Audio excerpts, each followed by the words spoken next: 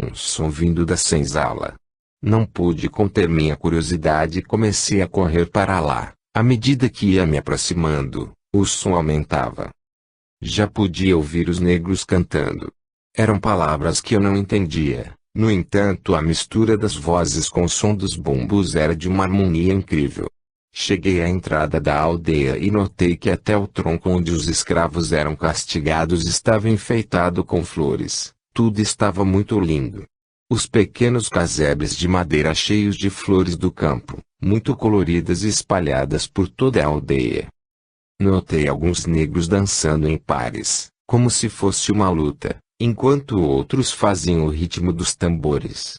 Era uma verdadeira festa, só não sabia o porquê daquilo.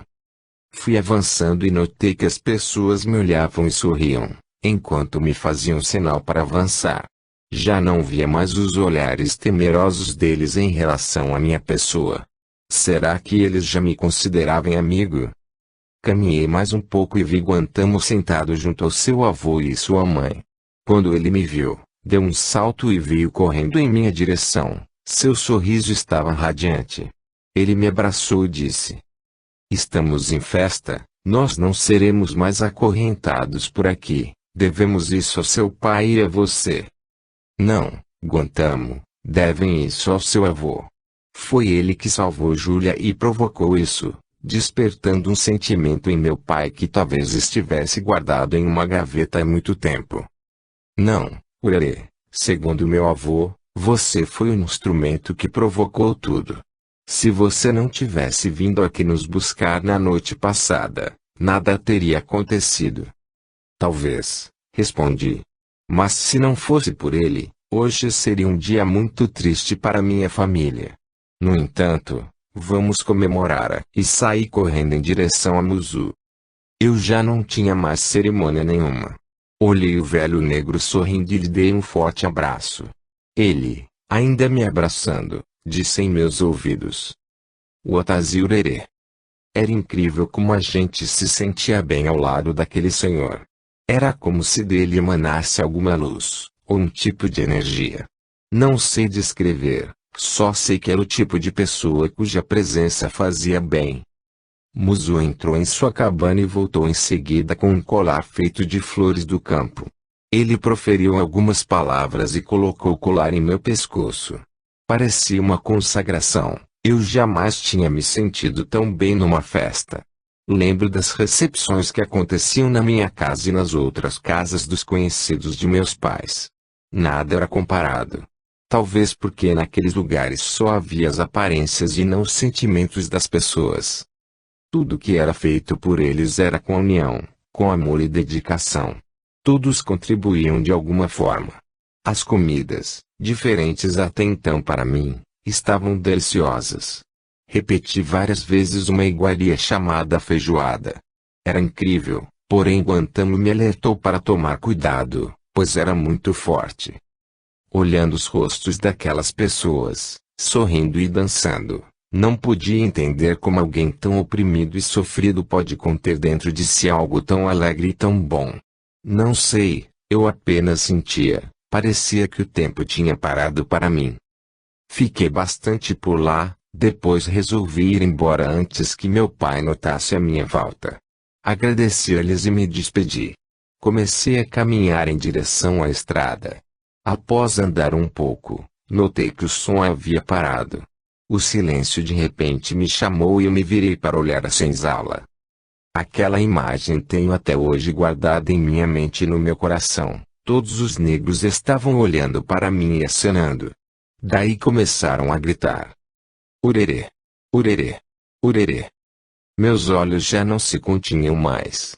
Chorei muito, retribuí o gesto batendo com a mão fechada em meu peito, do lado do coração. Eles sabiam que estavam ali dentro. O ruído da abolição. Naquela noite eu estava exausto. Tinha sido um dia e tanto. Talvez se Deus me levasse embora não teria do que reclamar, pois vivi num dia que muitas pessoas não conseguem na vida toda. Adormeci rápido. Na manhã seguinte, quando desci para tomarmos café, encontrei Dr. Williamson sentado à mesa com meu pai. Nós nos cumprimentamos e eles continuaram a conversa. Ele estava pasmo com a recuperação de Júlia. Meu pai tinha lhe contado o que ocorreu naquela noite, com riqueza de detalhes. Talvez o doutor estivesse com um pouco de ciúmes, pois há muito tempo era o médico de nossa família, e jamais tinha ocorrido algo parecido. Acho que ele também aprendeu bastante com esse episódio. Várias vezes ele insistiu com meu pai para conhecer o velho senhor, que tinha curado minha irmã de forma tão surpreendente. Mas meu pai resolveu não expor aquele humilde escravo à curiosidade do Dr. Williamson. Com certeza ele iria chatear Muzu, querendo saber que tipo de ervas ele tinha usado e quais os métodos empregados. Meu pai encerrou a conversa dizendo: certas coisas acontecem na nossa vida e não devemos tentar encontrar as razões e os porquês de ter ocorrido. Devemos guardar para nós o aprendizado tirado da situação. Pense assim, doutor. Depois disso ele resolveu mudar de assunto, pois acabara de entender o recado de meu pai. Deu-se por feliz de Júlia estar viva e de lhe continuar o médico de nossa família, porém ele sabia que a nossa confiança não era mais só dele. Os dias foram se passando, eu já havia voltado às aulas. As recepções tornaram a acontecer na minha casa e nas casas de outros ilustres conhecidos de minha família, porém minha mãe já não tinha aquela imponência em determinados assuntos. Ela havia mudado muito. Eu, como sempre, achava muito chatas aquelas festas, mas algo me deixava curioso nas últimas reuniões. O assunto referente à abolição da escravatura tomava cada vez mais espaço nas conversas, vez por outra já se podia perceber alguém a favor da ideia. Meus pais ficavam neutros em suas opiniões, coisa que antigamente seria bem diferente. Minha mãe era uma defensora feroz da escravidão. Acho que suas amigas estavam estranhando agora sua imparcialidade quanto ao assunto. O Barão Barreto, grande produtor de tabaco e cana-de-açúcar daquela região, tinha mandado seu filho Rodrigo estudar na capital há alguns anos. Rodrigo estava terminando o curso de Direito numa renomada faculdade de São Paulo. Ele era um dos que defendiam a abolição dos escravos. Sua linha de raciocínio era de que se poderia produzir muito mais se os negros tivessem mais liberdade e participação nas lavouras. No início, a cada manifestação Sr. Barão Barreto ficava muito tenso, pois ocorriam discussões acaloradas a respeito. Eu gostava de ver Rodrigo falar. Ele tinha a desenvoltura e conseguia apresentar argumentos convincentes a cada debate.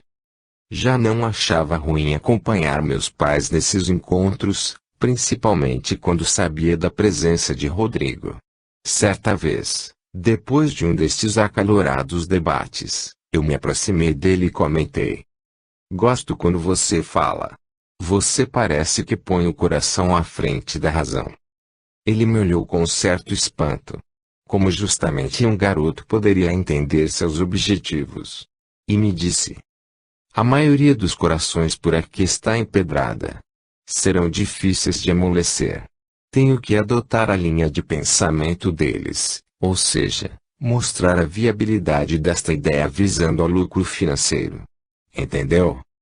Não muito, respondi. Termos que mostrar a eles que, se os negros tiverem alguma remuneração, ou mesmo parte da colheita destinada a eles, o empenho será muito maior e a produtividade também. Todos podem lucrar.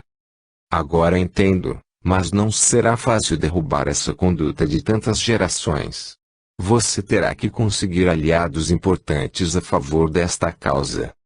Depois lhe contei um pouco a respeito do meu relacionamento com os escravos na fazenda de meu pai e também dos últimos acontecimentos. Rodrigo ficou muito entusiasmado. Enfim podia ver uma pequena luz na escuridão. Ele ficou muito feliz por meu pai estar tratando com mais dignidade os negros em nossa fazenda, mas me alertou que seria duramente criticado por alguns ilustres quando soubessem. A cada encontro trocávamos mais ideias, e eu podia ter uma visão mais abrangente da causa abolicionista. Sentido na própria carne. O tempo passava aí, Diogo, o feitor, Não tinha digerido ainda o fato de os negros não serem mais acorrentados. Ele estava como uma cascavel, à espera para dar o bote. Guantamo já havia me contado que várias vezes em que estava servindo o almoço aos escravos, Diogo aparecia e começava a insultá-los, além de fazer ameaças de castigos. Certa manhã eu estava assistindo a aula, e de repente senti uma coisa ruim. Comecei a ficar angustiado, não respirava direito. Não conseguia mais ficar na classe. Pedi à professora para sair e lhe contei o que estava sentindo. Ela me levou até lá fora e perguntou se queria que ela me acompanhasse até minha casa. Disse que não precisava, pois era bem próximo dali. Caminhei até a estrada. Notei que ela estava me observando, talvez por medo de alguma atitude por parte de meus pais. Andei mais um trecho e lhe fiz um aceno. Ela retribuiu e voltou para dentro da classe. Continuei caminhando em direção à minha casa, porém quando passei pela bifurcação da estrada que levava até a senzala, senti algo diferente. Era como se alguma força me atraísse para aquela direção. Meus passos estavam sendo conduzidos agora. Meu coração batia descompassado e então eu comecei a correr. Sentia que tinha que chegar logo, porém não sabia o porquê. À medida que me aproximava, minhas mãos transpiravam cada vez mais. Podia sentir que alguém estava em sofrimento, pedindo ajuda. Mas quem? Eu não entendia muito bem o que se passava comigo, no entanto sabia que tinha de seguir adiante rápido. Eu já estava bem próximo, pude ouvir o murmúrio de lamentação dos escravos. Quando avistei a entrada, minhas pernas tremeram. Vi Guantamo amarrado ao tronco. Estava com as costas toda ensanguentada, enquanto Diogo desferia um golpe atrás do outro nele. Não me lembro de ter sentido anteriormente um ódio tão mortal por alguém, como naquela hora eu senti por Diogo. Corri na direção de Guantamo. O feitor não me via, pois estava de costas. Atirei-me sobre o meu amigo tentando protegê-lo. Diogo já estava baixando o chicote para dar mais um golpe. Foi muito rápido. Como eu tinha me colocado na frente, fui atingido nas costas. Acabava de sentir na própria carne o que era o açoite, uma dor terrível. Tanto física, quanto na alma. Minha camisa se espedaçou, senti minha pele se partir e o sangue escorrer. Caí de joelhos de tanta dor. Diogo me olhou espantado, e numa mistura de ódio e receio pelo que poderia ocorrer lhe gritou: "Menino idiota, olha só o que você fez. Não tinha nada que se meter por aqui. Levante que vou te levar embora." Lembro-me de ter olhado para os escravos, e meus olhos devem ter dito muito mais do que qualquer palavra. Acredito que a minha atitude de certa forma os encorajou a fazer uma coisa que eles pretendiam há muito tempo, só não tiveram coragem. Na festa lembro-me de ter visto alguns negros praticando uma espécie de dança, onde os dois simulavam chutes e golpes. Achei interessante, mas somente neste dia entendi o que realmente era. Do meio da multidão dos escravos saiu um negro muito alto e forte. Ele veio na direção de Diogo como se estivesse dançando, fazendo aquelas revoluções. O feitor ergueu um chicote para dar um golpe, mas já era tarde. O escravo lhe desferiu um violento pontapé no nariz. Diogo cambaleou para trás. Quando se levantou estava com o rosto todo ensanguentado. Devia ter quebrado o nariz. Antes que ele pudesse tomar qualquer ação, levou uma rasteira, e quando ainda estava no ar tomou outro golpe no rosto com os pés do negro. O escravo era muito rápido, golpeou repetidamente o feitor, sem levar um soco sequer. Todo o sofrimento daquela gente foi canalizado nos pés daquele homem. Eles estavam sendo vingados. Jamais tinha visto alguém ser tão rápido com os pés daquela forma. Ele deixou Diogo desacordado no chão. Virou-se para mim e me estendeu a mão. Ajudou-me a levantar e me disse: "Não importa o que aconteça comigo. Você se feriu por um de nós. Seremos eternamente gratos." Na hora não consegui dizer nada. A dor era horrível. Eu me virei e pude ver a mãe de Guantamo e os outros escravos desamarrando-o do tronco. Ele estava quase desmaiado. Ampararam-me também e nos levaram para a cabana de Muzu. O avô de Guantamo era o médico daquelas pessoas. Ele separou algumas folhas de plantas e uma espécie de pasta de ervas. Fomos deitados um ao lado do outro enquanto Muzu começava a nos curar. Meus ferimentos não eram nada perto dos de Guantamo. Após algum tempo podia sentir os efeitos das plantas nos ferimentos. Parecia que a pele estava retraindo. Quantos escravos foram tratados por esse homem e quantos não devem ter morrido também? Meu amigo ainda estava desacordado. De tempos em tempos Muzu nos fazia beber uma espécie de chá, muito amargo. Guantamo tomava com dificuldade. Sua mãe inclinava sua cabeça, enquanto seu avô entornava o chá. Ele ainda não abrira os olhos. Ao ver aquela cena não me contive. As lágrimas escorreram pelo meu rosto. Muzu percebeu e me disse alguma coisa, mas eu não entendi. A mãe de Guantamo, que estava ao lado, falou. Ele disse para você não desperdiçar suas energias nas lágrimas, pois você já derramou sua principal essência por ele, o seu sangue. Passado algum tempo, eu adormeci.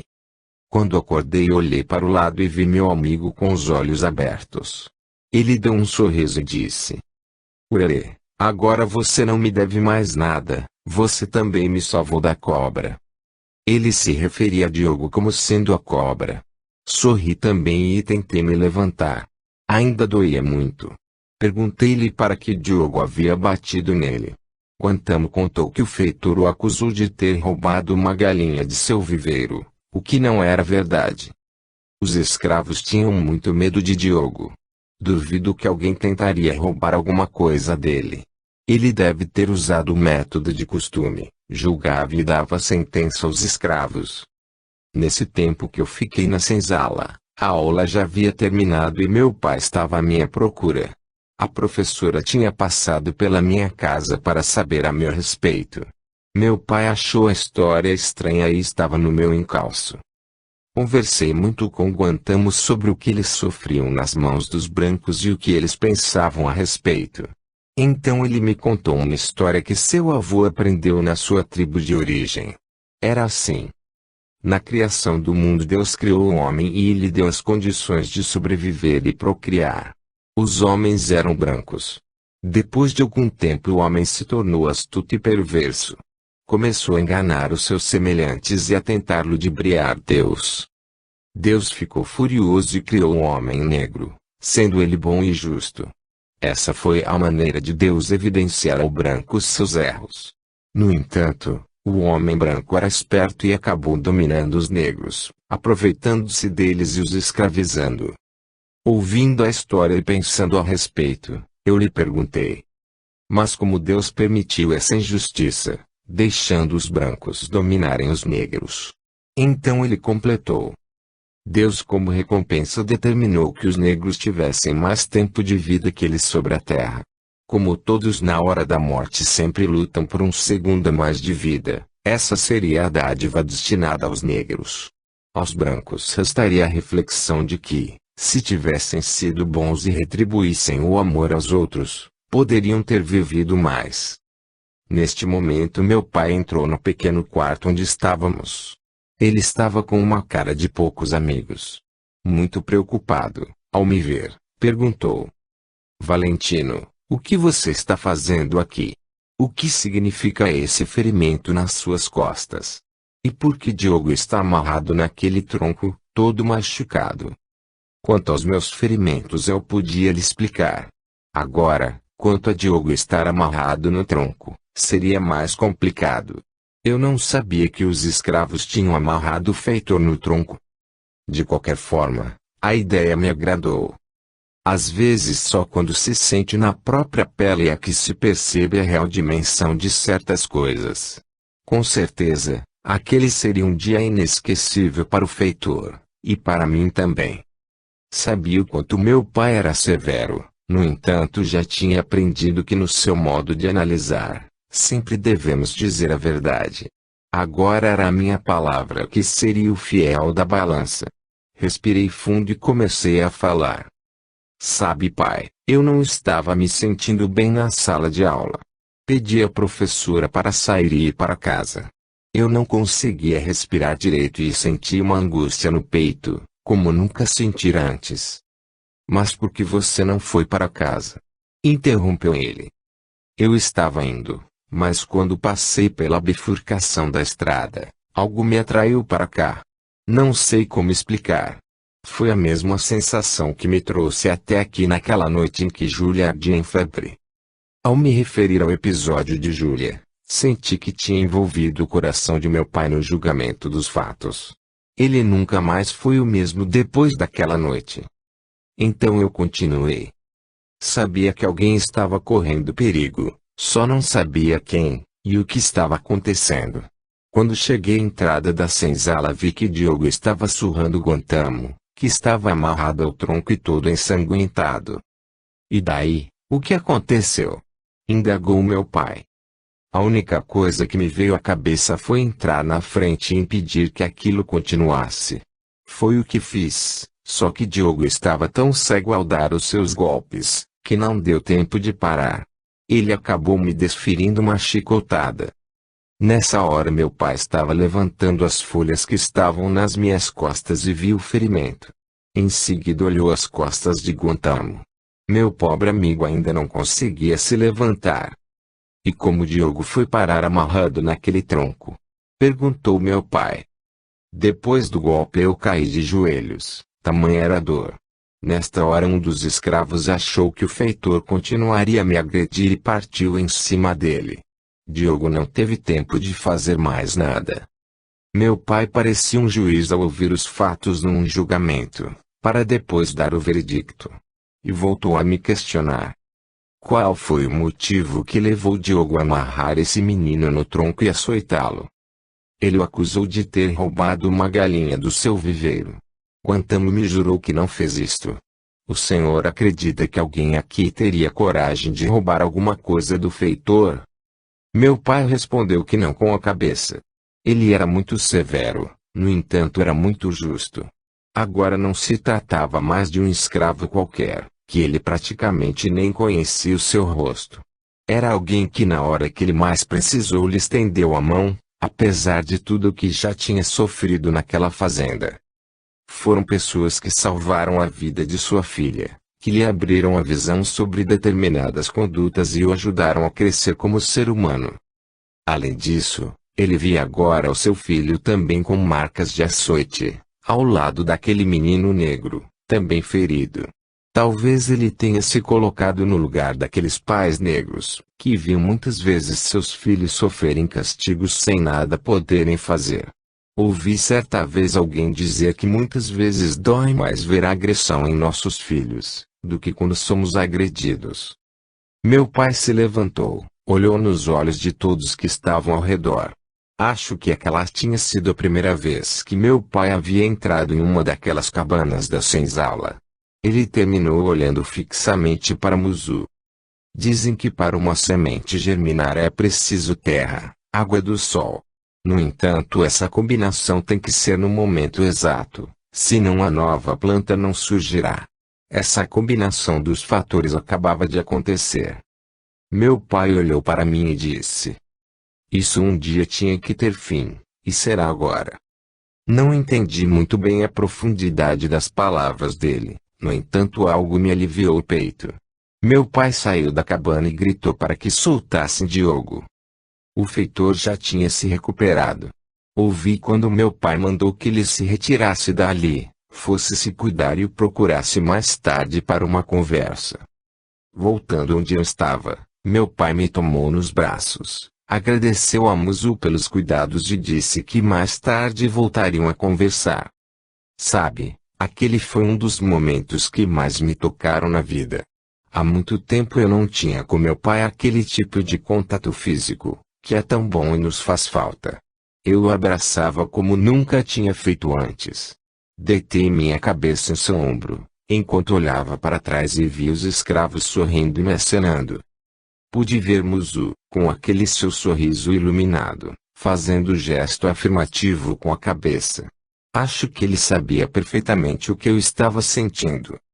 Mais uma vez aquela gente nos proporcionou momentos e sentimentos tão simples e tão intensos que nenhum dinheiro pode comprar.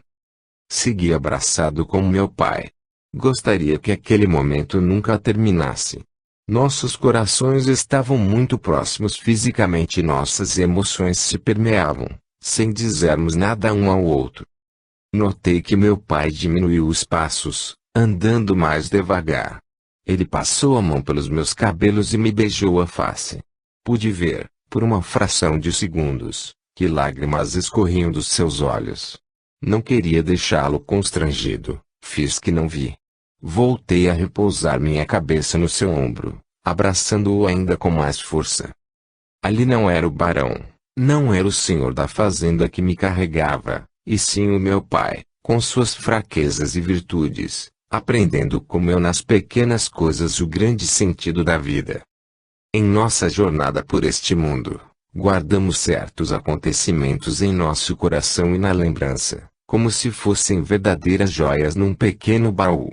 Em determinados momentos de dificuldades na vida, podemos abrir o pequeno baú e contemplar aquelas pedras preciosas. O seu brilho nos dá forças e confiança para seguirmos adiante. Por muitas vezes, ao longo da minha vida eu abri meu baú e contemplei este meu diamante. A chama do mal. Chegando à minha casa, fomos recebidos por minha mãe, que ficou perplexa com o ocorrido. Levou-me para o quarto e ficou ao meu lado a tarde toda. Já fazia um bom tempo que minha mãe não me dedicava tanta atenção assim. Até minha irmã, Júlia, ficou ao meu lado. Rosa, sempre que podia, passava pelo quarto para dar uma espiada no meu curativo. Apesar de tudo, eu estava adorando ser o centro das atenções naquela hora. Após o almoço, meu pai ficou um bom tempo na biblioteca. Era lá que ele fazia as escritas da fazenda e também a contabilidade. Havia um grande cofre no canto da sala. Nesse cofre ficava todo o dinheiro de meu pai. Normalmente ele só abria nos dias em que tinha que efetuar algum pagamento. Após conversar um pouco com minha mãe, ele se retirou. Meu pai havia saído para conversar com Diogo e eu estava curioso para saber o teor desse encontro. Quando já estava quase anoitecendo, meu pai retornou e avisou para nos prepararmos para o jantar. Já na mesa de jantar meu pai começou a contar os detalhes da sua conversa com Diogo para minha mãe. Normalmente ele falava os assuntos com minha mãe, eu ficava só ouvindo e dificilmente entrava na conversa, a não ser quando chamado. Desta vez ele estava agindo diferente. Ele contava para minha mãe, mas olhava também para mim, como se estivesse me introduzindo no diálogo. Com certeza, foi ali que meu pai resolveu que eu deveria começar a participar mais dos assuntos daquela fazenda. Aquilo me encheu de orgulho, e vez por outra eu lhe dirigia algum comentário. Lembro-me do que ele disse. Resolvi mandar embora Diogo e todos os seus subordinados. Fiz o cálculo do que eles tinham a receber e adicionei uma boa quantia em dinheiro, para eles não dizerem que foram prejudicados. Aquela notícia me deixou radiante. Era tudo o que eu queria ouvir. Sentia que estávamos afastando o mal do nosso convívio. Meio eufórico, eu lhe perguntei: pai, até quando eles ficarão por aqui? Eu lhes pedi para que saíssem amanhã, até a tarde. A quantia que lhes dei a mais é suficiente para que eles se instalem em algum outro lugar. Acredito ter feito a coisa certa. O que vocês acham? Minha mãe concordou e ficou me olhando, aguardando o meu comentário. Até ela estava achando estranho meu pai estar me incluindo em assunto tão sério. Acho que o senhor fez a coisa certa. Não acredito que fosse do seu agrado a maneira como Diogo e seus ajudantes tratavam os escravos. Ele me olhou profundamente e falou: talvez a minha parcela de culpa tenha sido de ficar à distância enquanto Diogo tomava conta do trato com os escravos. Isso me incomoda muito, pois só agora pude perceber o grau de violência que eles sofriam, e que eu deixei acontecer. Na verdade não sabíamos com exatidão as maldades que o feitor tinha aplicado aos escravos, no entanto estávamos de certa forma reparando as nossas falhas. Meu pai ainda comentou que seria preciso, depois de alguns dias, contratarem outros trabalhadores para coordenar os afazeres da fazenda, porém eles deveriam apenas acompanhar e auxiliar nos trabalhos, sem uso de violência ou castigo. Nesta hora, lembrei-me das conversas que tinha tido com Rodrigo.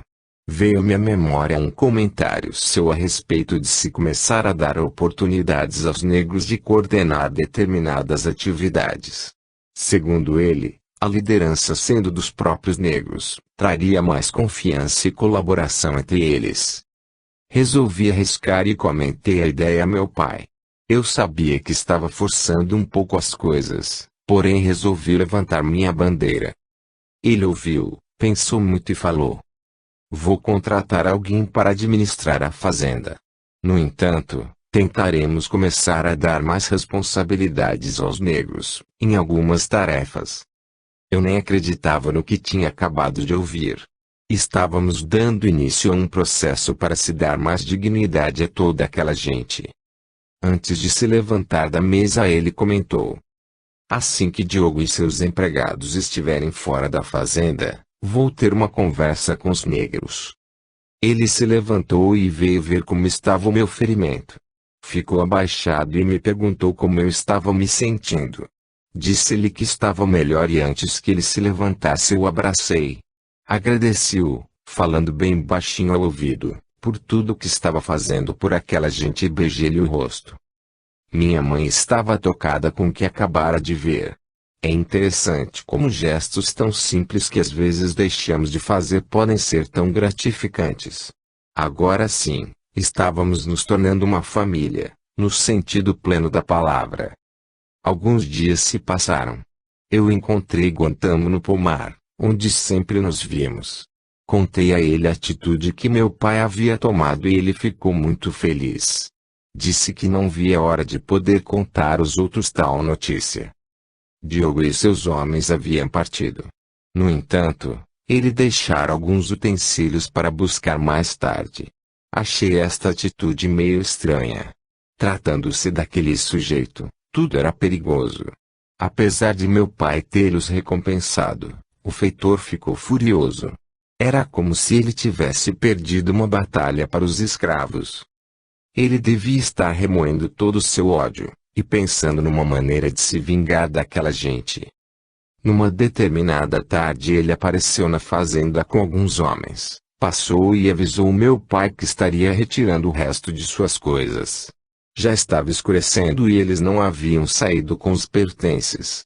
Meu pai, um tanto intrigado com tudo aquilo, ficou sentado na varanda esperando a retirada deles, pois para sair da fazenda eles teriam que passar por perto da nossa casa. Na verdade, Diogo e seus capangas estavam à espreita para atearem fogo na senzala. Sua sede de vingança o levou a tomar tal atitude. Eles estavam aguardando que os escravos estivessem recolhidos em seus casebres para então tocarem fogo em tudo. Com o calor que estava fazendo naquela época do ano, a madeira dos casebres se transformaria em cinzas em pouco tempo, e pior, muitos acabariam morrendo no incêndio. A noite avançava. O feitor e seus comandados acenderam suas tochas e partiram em direção à senzala. Eles combinaram que dariam a volta por trás dos casebres e tocariam fogo ao mesmo tempo nos lados opostos. Dessa maneira o fogo avançaria para o centro, e deixaria o local por onde as pessoas provavelmente tentariam sair um verdadeiro inferno. Em nossa fazenda havia também pelo menos umas 200 cabeças de gado. Não era o produto principal dos rendimentos de meu pai, no entanto foi uma maneira que ele encontrou para diversificar seus recursos. Nessa semana o gado estava confinado no curral, que ficava próximo à senzala, para que fossem avaliados com relação a peso e controle de doenças. À medida que Diogo e seus capangas colocaram fogo nos casebres, as labaredas tomaram conta rapidamente do local. Deu-se início ao pânico. Os escravos começaram a correr desordenadamente, enquanto alguns tentavam salvar pessoas e objetos que estavam no interior de suas moradas. Da varanda, meu pai pôde ver o clarão que se formava no céu. Ele deu um salto, entrou correndo dentro de casa e pegou sua espingarda. Ele sabia que alguma coisa de ruim estava acontecendo por lá. Deu ordens à minha mãe para que ninguém saísse da casa, principalmente eu. Saiu em disparada em direção à senzala, enquanto carregava sua arma. Ficamos na varanda observando o clarão. Meu coração estava apertado, minha vontade era de sair correndo para ajudá-los, porém minha mãe não tirava os olhos de mim. Ela sabia das minhas intenções. Rosa, por sua vez, estava angustiada com aquela visão. O céu vermelho denunciava o inferno que deveria estar por lá, mas também não podia fazer nada. Diogo sorria como o próprio demônio ao olhar o fogo. Via o desespero e a gritaria dos pobres coitados, sem saberem para onde correr. Com todo aquele fogo e a gritaria das pessoas, o gado começou a ficar inquieto. O curral estava totalmente tomado e quase não havia espaço para os animais. Eles já estavam se debatendo e forçando a cerca. Meu pai passou correndo por lá e notou que em pouco tempo eles arrebentariam o cercado, mas nada poderia fazer para evitar isso. Resolveu seguir adiante e tentar ajudar aquela gente. Ao chegar próximo à senzala ele se sentiu no próprio inferno. O calor era insuportável. As pessoas aterrorizadas tentavam sair para qualquer lado. Muitos já estavam machucados e intoxicados pela fumaça. As crianças aos berros tentavam achar seus familiares. Do lado oposto ao incêndio, Diogo e alguns de seus capangas se afastavam do local, dando grandes gargalhadas e praguejando contra os negros. Apenas o feitor segurava sua tocha, ainda com fogo, para enxergar o caminho. Em pouco tempo eles estavam passando bem à frente do curral. Como o fogo já chegava à parte de trás, o gado se lançou para o lado oposto. A cerca não resistiu. O gado arrebentou tudo e partiu em disparada bem na direção do feitor e seus capangas.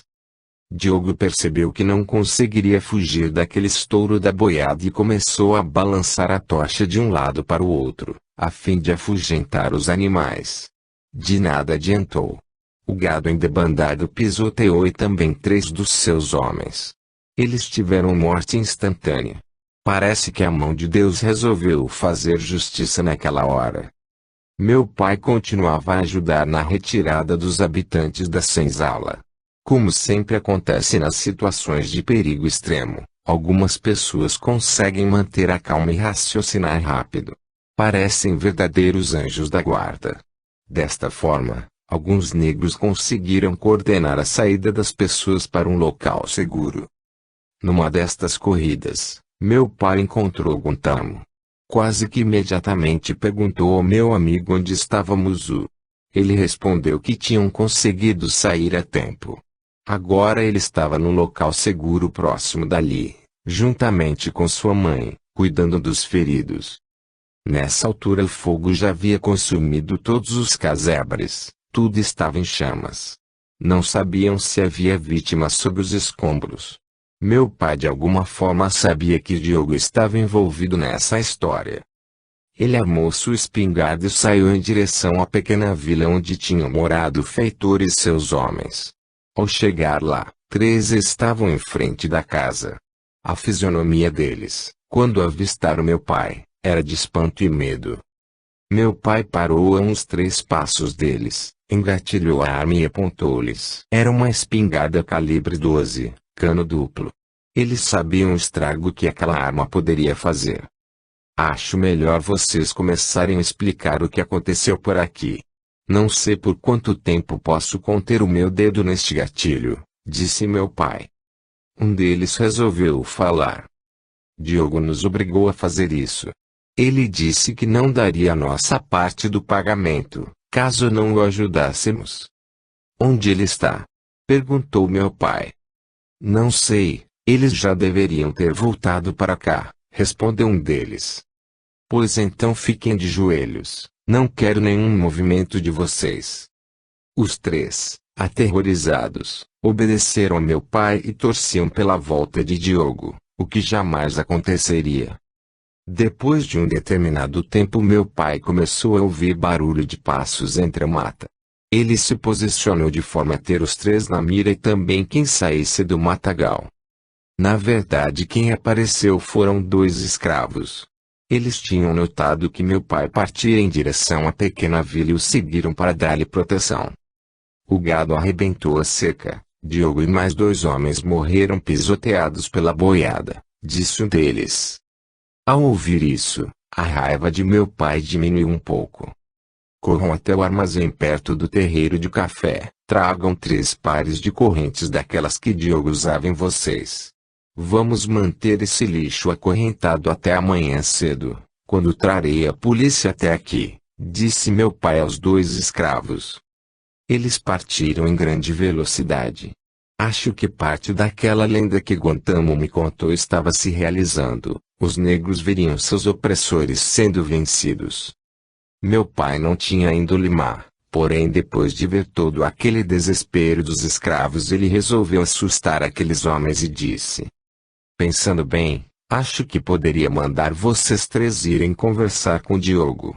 Talvez vocês precisem fazer um acerto de contas com ele. Os 3 de joelhos sentiram que meu pai poderia detonar aquela espingarda a qualquer momento. Além do mais, quem poderia defendê-los naquela hora? Os outros já estavam mortos. Em desespero eles pediram clemência a meu pai, quase aos prantos. O que vocês acham que os negros fariam com vocês se eu lhes entregasse a eles? Disse meu pai, ainda com a arma engatilhada. Antes que os 3 covardes pudessem responder, os negros retornaram com as correntes. Eles trouxeram as que prendiam as mãos e também as que prendiam os pés, juntamente com os pinos e a marreta que era utilizada para travar o fecho. De repente a situação estava invertida. Seguindo as ordens de meu pai, os escravos acorrentaram os capangas.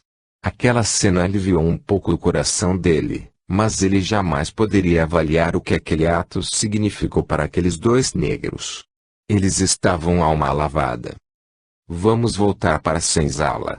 Há muito o que fazer por lá. Tragam esses 3 também. Ainda vou pensar o que fazer com eles, disse meu pai. Os capangas estavam apavorados. Suas vidas agora estavam nas mãos de meu pai. Dava para imaginar o que os escravos fariam com eles, caso meu pai permitisse. Sentindo o peso dos grilhões na própria carne, os 3 caminhavam com dificuldade. Eles não esperavam um desfecho deste para aquele ato. O recomeço a partir das cinzas. No caminho de volta à senzala, os 2 negros mostraram a meu pai onde estavam os corpos de Diogo e seus homens. O feitor estava caído ao chão com a tocha apagada ainda presa na mão direita e os dentes cerrados. Para onde quer que tenha partido sua alma, ela estava também sem luz nenhuma. Meu pai os olhou e se virou para os acorrentados. Agora vamos ajudar a quem merece. Depois vocês virão retirar esses corpos daqui. Não quero o sangue deles contaminando minha terra. Seguiram adiante e começaram a encontrar os escravos pelo caminho, alguns tossindo e muitos machucados também. O choro e as lamentações eram de cortar o coração. Nada mais restava por ali, a não ser cinza. Quando chegaram ao ponto onde a maioria das pessoas estava concentrada, de repente todos pararam e se calaram diante daquela visão. Os 3 capangas acorrentados e com a cabeça baixa, enquanto meu pai empunhava a arma. Ele sempre trajava roupas brancas, normalmente vestia terno e botas longas. Depois de tudo o ocorrido, as suas vestimentas em nada lembravam a limpeza de costume. Diante de tudo aquilo, as manchas no seu terno branco pareciam mais condecorações do que sujeira. Ele se sentia o próprio justiceiro. Assim que lhe abaixou a arma, um dos líderes negros se aproximou e meu pai lhe perguntou: como estão todos? Houve alguma vítima fatal? Temos muitos com queimaduras e passando mal por respirarem muita fumaça. Mas acho que não tivemos nenhuma morte. Diogo e seus homens foram os responsáveis pelo fogo.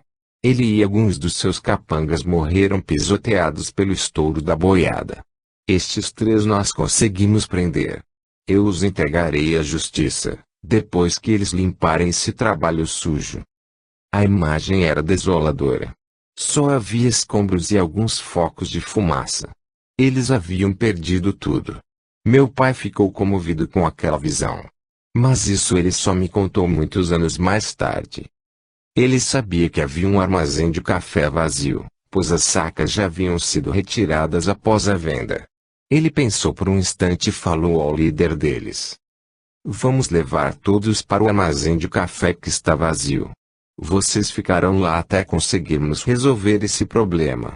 Peça para alguém ordenhar algumas vacas e dê um leite aos que respiraram muita fumaça e também às crianças." Ao ouvir isso, o escravo iniciou um gesto de reverência e foi se ajoelhar à frente de meu pai, em sinal de gratidão.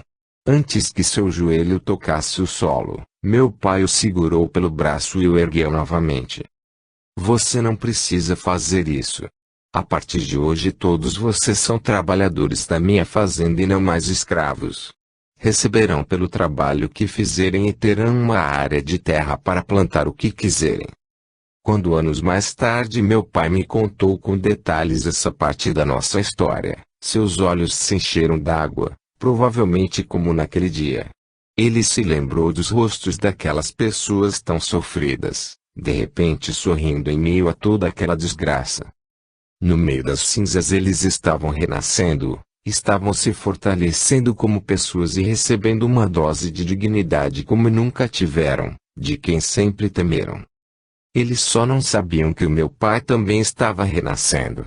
A gratidão daquelas pessoas estampada em seus rostos foi como uma centelha em seu peito. Ele percebeu quanto nos faz bem poder ajudar aos outros. A cada ato, essa chama se intensifica e nos ilumina internamente. Era mais uma prova de que Deus nos ajuda fazendo-nos ajudar aos outros. Meu pai pediu para que vigiassem os 3 capangas enquanto ele ia até a minha casa. A esta altura os negros já estavam se preparando para se dirigir ao armazém de café, a fim de se alojarem. Estávamos aflitos esperando notícias do ocorrido. Quando meu pai apareceu na varanda, corremos ao seu encontro. Ele nos contou o que tinha acontecido e quais as medidas que tomara. Eu nunca o tinha visto daquele jeito, com a roupa toda suja e muito suada. No entanto, o brilho dos seus olhos e a maneira como estava se empenhando em ajudar aquele povo era de dar gosto. Ao ouvir o que ele acabara de nos contar e também sua atitude em acolher a todos no armazém, Rosa não se conteve. Tomou a mão de meu pai e lhe beijou o dorso. O ato foi muito rápido e ele não gostou. "Não sou nenhuma santidade para você me tomar a bênção. Não quero que faça isso novamente. Aliás, você e as outras empregadas devem ir ajudar aquela gente agora. Nesse momento há mais trabalho a ser feito por lá do que em nossa casa." Ela sorriu e disse: "Desde que comecei a trabalhar nesta casa aprendi a gostar destas crianças como se fosse minha cria. Sempre recebi de vocês muito respeito, como ninguém havia me dado. Mas nos últimos tempos o Senhor tem tomado atitudes para com a minha gente que jamais algum branco tomou. Seu carinho, sua bondade e dedicação ultrapassam qualquer fronteira. Deus o tem usado como seu instrumento, e não sei se poderemos retribuir algum dia." Meu pai engoliu seco. Faltavam-lhe as palavras. Ele olhou para minha mãe, para mim e para minha irmã, colocou a mão no ombro de Rosa e falou: "Sua gente me fez ver a vida de outra forma. Por mais de uma vez, ajudou-me a salvar o que de mais precioso eu tenho, meus filhos. Fez-me perceber que de nada adianta ter poder e riqueza se não compartilhar com os outros. Existem coisas que a gente só aprende sentindo. Não adianta o sermão do padre aos domingos ou ficar lendo um livro atrás do outro. Portanto, todos estão aprendendo." Neste momento pudemos ver a luz de várias tochas acesas vindo na direção do armazém de café. Eram os negros do que começavam a se mudar. Eles vinham cantando e alguns batiam palmas. Parecia uma procissão. Eles fizeram questão de dar uma volta na nossa casa antes de seguirem para o armazém. Aquilo nos comoveu muito. À frente deles estava Muzu. Tinha em suas mãos uma vasilha com brasa dentro, onde as folhas secas produziam fumaça. O cheiro era muito bom. Guantamo o acompanhava de perto, trazendo consigo uma vasilha com as folhas, as quais ele ia entregando a seu avô. Rosa nos disse que era defumação. Isso traria bons fluidos ao local. Uma coisa interessante naquela gente era que cada acontecimento importante era motivo para uma celebração. Eles tinham acabado de perder tudo, e no minuto seguinte estavam agradecendo a oportunidade de se reconstruir. Esse conceito eu comecei a adotar na minha vida. Vimos aquela multidão se afastar. Seguiam cantando, levando consigo seus sonhos e esperanças. A cura pela cura. Naquela noite os trabalhos se estenderam por toda a madrugada. Meu pai pegou uma carroça e foi juntamente com os 3 capangas e mais 2 negros até o local onde estavam os corpos de Diogo e seus comparsas. Os corpos foram recolhidos e ficaram cobertos na carroça. Meu pai iria pela manhã à cidade conversar com o delegado, para que o mesmo tomasse as providências necessárias. As pessoas pareciam formigas no armazém, arrumando o local para que pudessem viver ali por algum tempo. Pela manhã, após ter dormido um pouco, meu pai foi até a cidade conversar com o delegado. Ele lhe explicou o ocorrido e comunicou que havia 3 companheiros de Diogo presos na fazenda. O delegado disse que se deslocaria até lá com alguns soldados. Saindo da delegacia, meu pai foi conversar com o Dr. Williamson. Contou o que havia acontecido e lhe pediu para que o acompanhasse até nossa fazenda, a fim de cuidar de alguns escravos que apresentavam ferimentos e queimaduras. O médico não gostou muito da ideia, pois no seu modo de ver, tratar de escravos faria mal à sua reputação. Tentou arrumar uma desculpa para não fazer aquilo. Meu pai, percebendo seu descaso, apresentou-lhe um forte argumento. Estou notando que o senhor está relutando em prestar este socorro. Garanto que o senhor receberá pelos seus serviços. No entanto, se isso não lhe agradar, não tem problema. Vou até a cidade mais próxima e encontrarei outro médico. Tenho certeza de que ele também gostará de cuidar da minha família daqui por diante. Ao ouvir isso o médico até gaguejou, pois ele cuidava da nossa família há muitos anos. Sempre dava uma passada por nossa fazenda e vez por outra nos examinava como se fosse uma consulta de rotina. E meu pai lhe pagava muito bem por isso. Não, senhor barão, de maneira alguma. Vou pegar minhas coisas e o acompanho. Lembro-me de vê-los chegar à fazenda. O delegado com seus soldados já estavam por lá há cerca de 1 hora. Tinha examinado os corpos e estava conversando com os 3 capangas presos. Quando meu pai chegou próximo a eles, o delegado comentou que tinha achado meio estranha a maneira como os capangas estavam presos. Meu pai não deixou por menos. Foi a única forma que encontrei para eles não fugirem. Poderia ter feito pior. Como estavam depredando minha propriedade, poderia ter atirado neles. Tenho certeza de que estaria nos meus direitos. O senhor concorda? Naquela época os barões gozavam de muita autonomia, principalmente dentro de suas terras. O delegado de maneira alguma gostaria de entrar em confronto com meu pai. Concordo, poderia ter atirado neles, mas foi melhor assim. Do contrário, o senhor teria que prestar outro depoimento. Vou levá-los à delegacia e interrogá-los. Quanto aos corpos, vou tomar as providências necessárias, pois está evidente a causa das suas mortes. Meu pai apenas fez um sinal com a cabeça, aprovando as medidas sugeridas pelo delegado. Antes de sair o delegado lhe perguntou. Não tenho algemas suficientes. Poderia levá-los com as correntes? Claro que sim. E não precisa trazê-las de volta, pois não terão mais nenhuma utilidade por aqui, respondeu meu pai. O delegado não entendeu muito bem o que acabara de ouvir, pois com tantos escravos na fazenda, como ele não precisaria mais das correntes. No entanto, Não quis estender o assunto e deu ordem aos soldados para partirem. Pouco tempo depois meu pai começou a percorrer o armazém, junto com o doutor, em busca dos feridos. Conversou com um dos líderes negros e lhe pediu para levá-los onde estavam os machucados. Um fato curioso era que o doutor, na verdade, há muito tempo não efetuava estas atividades tão práticas. Como ele tinha seu consultório mais 2 assistentes, normalmente eram eles que faziam este tipo de atendimento. Ele ficava com a parte social e os atendimentos mais convenientes nas casas e fazendas das figuras importantes da região. Ele não quis que seus assistentes o acompanhassem neste atendimento, talvez por medo dos comentários que provavelmente surgiriam sobre tal conduta. No entanto, de alguma forma aquilo começou a lhe fazer bem. No começo ele estava um pouco relutante em cuidar daquela gente, porém, assim que vimos-o aplicando suas ervas, ficou curioso. Desde o episódio da febre de minha irmã, o Dr. Williamson estava com vontade de conversar com aquele velho senhor. Queria saber o que ele tinha utilizado e como o tinha feito. Acho que o doutor há muito tempo não praticava plenamente o juramento que fizera na escola de medicina. Ele tinha se tornado um médico burocrático. Fazia os atendimentos superficiais na alta sociedade, somente receitando remédios e dando alguns conselhos.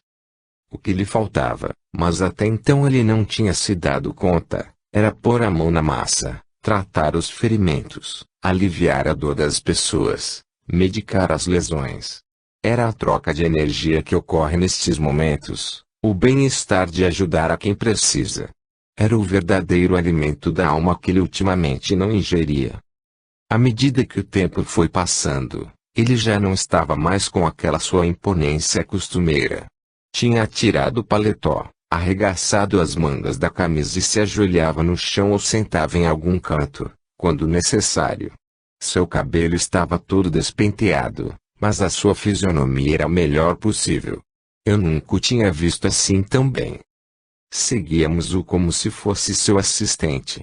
Todos aqueles anos de faculdade não lhe davam a segurança para contestar aquele velho ancião, formado na escola da vida.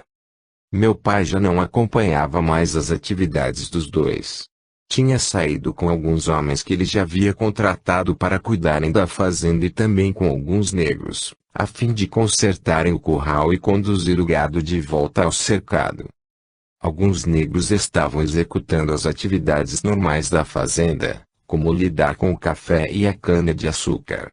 Só que havia uma diferença: estavam trabalhando sem vigilância e sem maus tratos. Agora eles eram trabalhadores. Eu fiquei perambulando pela fazenda, junto com meu amigo Guantamo. Foi um dia de muito aprendizado.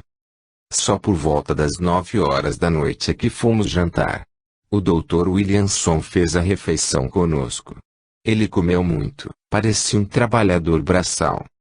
Passado um tempo ele e meu pai estavam na varanda da casa tomando um café, quando o doutor se levantou e disse que iria embora. Eu estava sentado próximo à porta da sala e podia ouvir o que eles falavam. Porém eles não me viam. Meu pai então comentou: "O senhor, por favor, informe o valor dos seus serviços hoje aqui." O médico, colocando a xícara sobre a mesa, respondeu: "Se tem alguém que deveria pagar alguma coisa aqui, esse alguém sou eu. Há muito tempo em minha vida eu não me sentia tão útil como hoje. Abri mão de meu orgulho e de preconceitos que carregava há anos e aprendi muito com essa experiência.